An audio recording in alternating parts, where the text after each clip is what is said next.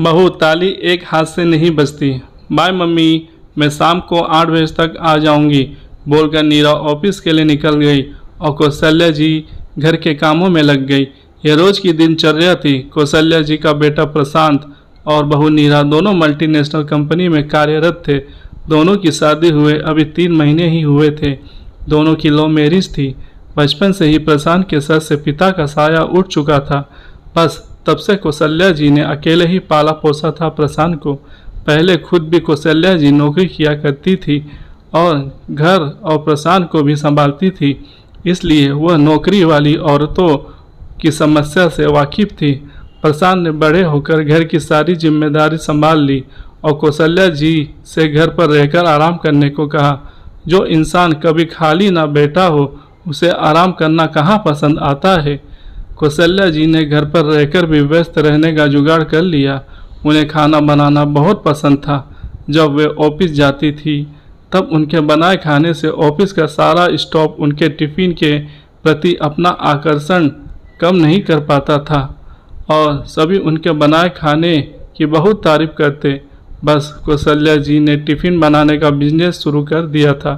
प्रशांत को माँ का यूँ खाना बनाकर लोगों को देना पसंद ना था। वो कहता कि माँ, तुम्हें क्या कमी है जो तुम यह काम करती हो।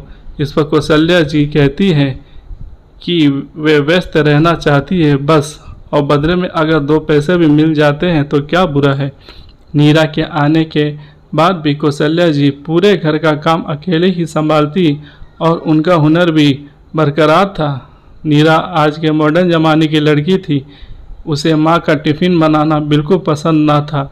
एक दिन वो बोली, माँ, आप अपने आप को व्यस्त रखना चाहती हो, इसमें कोई बुराई नहीं, मगर काम तो कोई स्टैंडर्ड चुनती। आप यह जो टिफ़िन बनाती हैं, शायद आप नहीं जानती कि हमें कितनी शर्मिंदगी होती है। कौशल्या जी बोली, बहू, यह मेरा हुनर है, इसमें शर्मिंदगी की क्या बात है। मैं तुम दोनों को भी तो टिफ़िन देती हूँ। तुम्हारे ऑफिस से आने से पहले तुम दोनों का खाना तैयार रखती हूँ। मुझे इन सबसे खुशी मिलती है। मगर नीरा उनकी पूरी बात सुने बिना अपने कमरे में चली गई। यह नीरा ने पहली बार नहीं किया था। दरअसल वह जान चुकी थी कि कौशल्या जी बहुत सीधी सादी युवती हैं, इसलिए नीरा जो मुंह में आता वो बक देती। कौशल्या जी कभी पलटकर उल्टा जवाब नहीं देती थी, बस इसी बात का फ़ायदा उठाती थी नीरा। जब भी नीरा को सासू माँ से कुछ काम करवाना होता था, मीठी मीठी बातें करके कौशल्या जी से अपना काम करवा देती थी, चाहे वो अपना फटा कपड़ा सिलवाना हो या कुछ नया खाने का मन हो। कौशल्या जी ने प्रशांत की तरह ही नीरा को खूब प्यार दिया था। हाँ, बदले में नीरा उतना प्यार कौशल्या जी से कभी ना कर पाई। नीरा आज अपनी कुछ सहेलियों को घर लाई थी।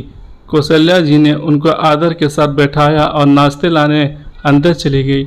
नीरा की सहेलियाँ उर्मिला बोली, वाह नीरा, तेरे तो मज़े हैं, ऐसी गाय जैसी सास मिली है तुझे। और सभी ठाके लगाकर हंस पड़ी। नीरा बोली, हाँ, मैं बहुत लक्की हूँ। सास के मामले में हर जगह सास बहुत को सुनाती है, मगर मेरे केस में उल्टा है। यहाँ मेरी सास पर भारी पड़ती हूँ। देखा ना कैसे मैं आराम से बैठी हूँ और वह रसोई में नाश्ता लाने गई हैं। आज कौशल्या जी को अपने कानों पर विश्वास नहीं हुआ। उन्होंने नीरा को बेटी से बढ़कर प्यार दिया, मगर बदले में बस वह इस घर की नौकरानी बनकर रह गई थी। कौशल्या जी जैसे ही बाहर आई, सभी चुप हो गए। कौशल्या जी ने नाश्ता और चाय टेबल पर रखा और बोली, लेडीज़, मैं खुद पहले जॉब कर चुकी हूँ और आज घर पर टिफ़िन बनाने का काम करती हूँ।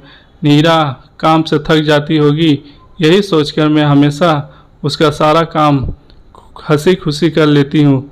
मैं बेटे बहू के पैसों पर बिल्कुल आश्रित नहीं हूँ। कौशल्या जी नीरा से बोली, बहू, कल से तुम अपना टिफ़िन खुद बनाना, अपने फटे कपड़े खुद सिलना, और हाँ, हर संडे तुम्हें कुछ नया खाने का मन होता है ना, वो भी खुद बनाना। नीरा बोली, माँ, सॉरी, मेरे बोलने का मतलब वैसा कुछ नहीं था। नीरा ने सोचा, जिस तरह वो हमेशा माँ को मीठी मीठी बातों से फंसा लेती है, वैसे ही इस बार भी माँ को पटा लगी, मगर उसके विपरीत आज कौशल्या जी ने नीरा की पूरी बात नहीं सुनी और बोली, बहू, एक हाथ से ताली नहीं बजती। प्यार और सम्मान पाने के लिए पहले प्यार और सम्मान देना होता है। मैंने कभी तुम में और प्रशांत में फ़र्क नहीं किया, मगर आज तुमने मुझे फ़र्क समझा दिया। नीरा माँ माँ पुकारती रही, मगर आज कौशल्या जी को उसके शब्द तीर की तरह चुभे थे, जिसकी कोई दवा नहीं थी। दोस्तों, अक्सर लोग शरीफ लोगों के साथ दिल का नहीं दिमाग का इस्तेमाल किया करते हैं, मगर वे भूल जाते हैं कि शरीफ इंसान को जब चोट पहुंचती है तो वो घायल शेर बन जाता है। इसलिए कभी किसी को अपने फ़ायदे के लिए इस्तेमाल ना करें। उस इंसान की कीमत समझें जो आपके लिए सब कुछ निस्वार्थ करता है। मेरी कहानी आपको कैसी लगी हो, लाइक करें, कमेंट करें और शेयर करना ना भूलें।